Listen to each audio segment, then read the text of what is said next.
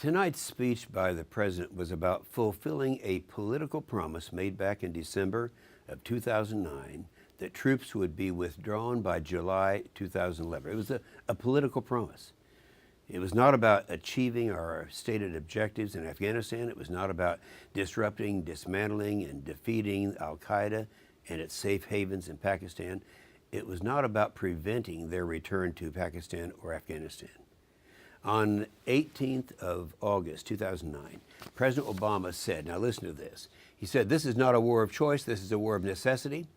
Those who attacked America on 9/11 are plotting to do it again. If left unchecked, the Taliban insurgency will mean an even larger safe haven from which al-Qaeda would plot to kill more Americans." Now that's what he said back in August of 2009. Now, some argue with Osama bin Laden dead, our mission in Afghanistan is complete.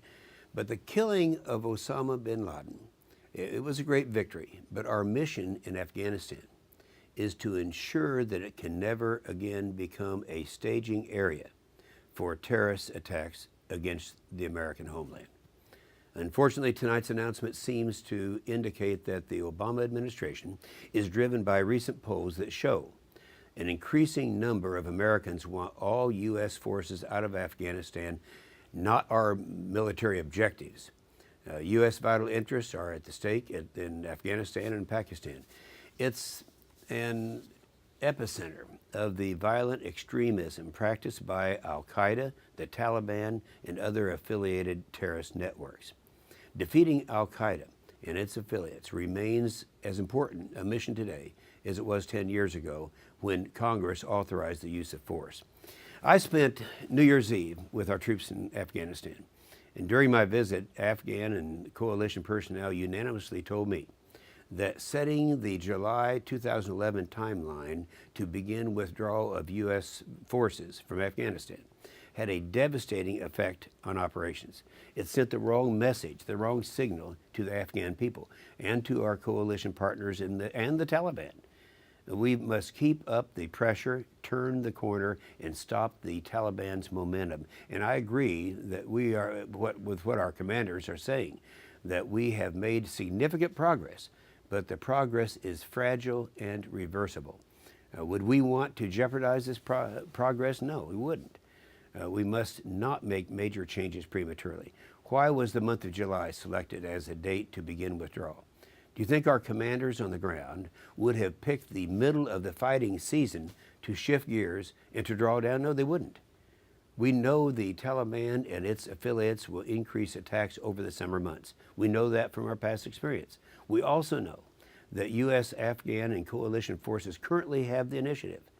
While the president gave lip service to the conditions on the ground, it is clear that the decision to withdraw troops in July 2011 was made long ago. Would it not have been better to assess conditions on the ground after the summer offensive is complete? Yeah, I believe it would have.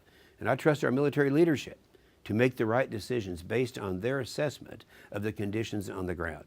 But I also know that they will salute and execute the orders of their president. After all, he is the commander-in-chief. My concern is that our president no longer wants to achieve his stated objectives in Afghanistan. He's being pulled by the far left into a strategy of ending the war, not winning the war. And we can't rush a withdrawal for one reason, the ultimate cost of failure if we get this thing wrong. I'm listening to our military leaders who have warned that a hasty withdrawal could endanger hard-won gains against the Taliban and ultimately undermine security. I don't believe that the conditions on the ground currently allow for a substantial reduction. It risks all the gains we have achieved to date. Having said all of that, the biggest mistake our president is making is telling the enemy what we're going to do and when we're going to do it. Our enemy doesn't think like we do. You know, the Middle Eastern mentality thinks in terms of years and decades, not days and hours as we do. If they know our plans, as our president once again provided tonight, they will simply sit back, wait, smile, and rebuild.